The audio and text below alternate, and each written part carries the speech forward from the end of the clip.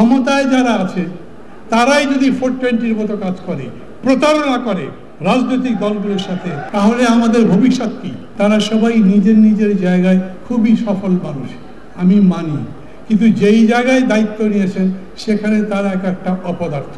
তিনি আমাদের দেশের সংস্কার করতে গিয়ে পুরো জিনিসটা একটা গন্ডগোল বাঁধিয়ে দিয়েছেন।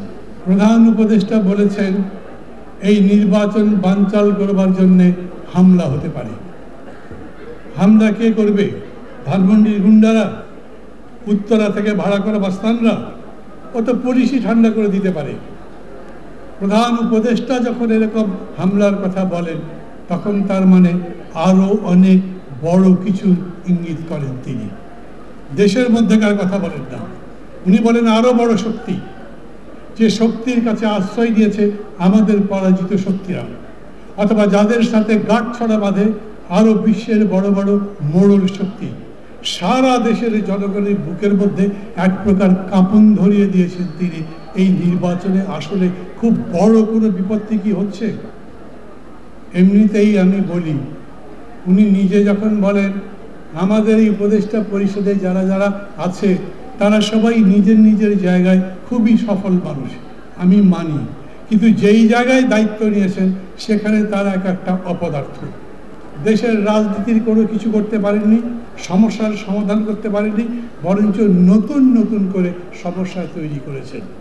ডক্টর ইউনূস আন্তর্জাতিক মানের একজন রিফর্মার, একজন ডুয়ার, পারফর্মার। তিনি আমাদের দেশের সংস্কার করতে গিয়ে পুরো জিনিসটা একটা গন্ডগোল বাঁধিয়ে দিয়েছেন। আমাদের মধ্যে বিভিন্ন মত আছে, সেই মতেই আমরা যারা যারা মঞ্চে বসে আছি তারা সবাই যে একমত হচ্ছি তাও না। ফখরুল ভাইরা বলেছেন এই এই বিষয়ে আমরা দ্বিমত পোষণ করি, আমরা তাদের মতের সাথে একমত নই।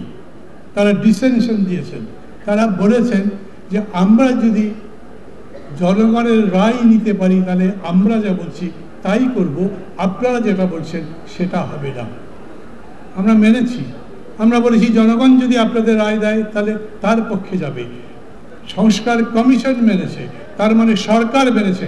অথচ গতকালকে আপনারা পত্রিকায় দেখেছেন যে প্রস্তাবনাটা দেওয়া হয়েছে জুলাই সনদের, সেখান থেকে নোট অফ ডিসেন্ট বাদ দেওয়া হয়েছে। এটা একটা 420 না? ক্ষমতায় যারা আছে তারাই যদি 420-র মতো কাজ করে, প্রতারণা করে রাজনৈতিক দলগুলোর সাথে,